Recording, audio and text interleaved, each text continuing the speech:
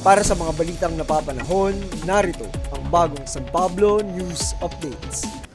Industriya ng gatas ilulunsad ng National Dairy Authority sa San Pablo City. Napili ng National Dairy Authority, NDA, ang San Pablo City upang maging sentro ng produksyon ng gatas ng baka sa Laguna. Ito ang pinahayag ni Atty. Marcos Antonio T. Andaya, Administrator ng NDA, sa ginanap na pagsasanay ng mga San Pableñong magsasaka sa paggagawa ng corn silage noong Pebrero 9 and 10. Matatandaan na noong Oktubre 2025 ay binisita ni Administrator Andaya si Mayor Najib B. Gapangada upang talakayin ang posibleng kooperasyon ng NDA at pamahalaang lungsod ng San Pablo. Ang pagbisita noong Oktubre ay nagbunga ng pagtatayo ng City Agriculture Office ng isang demonstration farm para sa pagtatanim ng mais na gagamitin sa produksyon ng corn silage.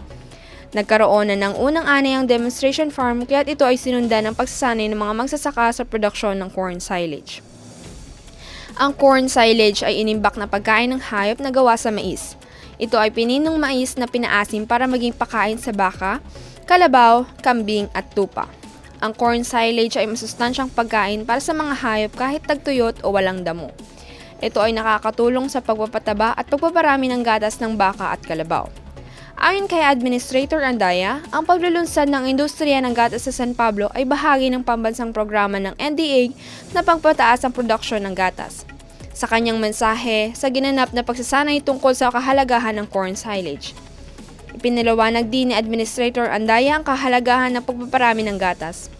Binanggit ni Administrator Andaya ang magandang kinabukasan ng industriya ng corn silage.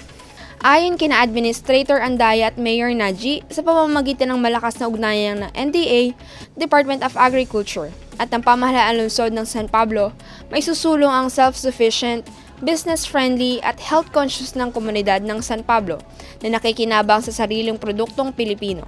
Ito po si Sheena Banatlao, DLSP Intern para sa bagong San Pablo News Update.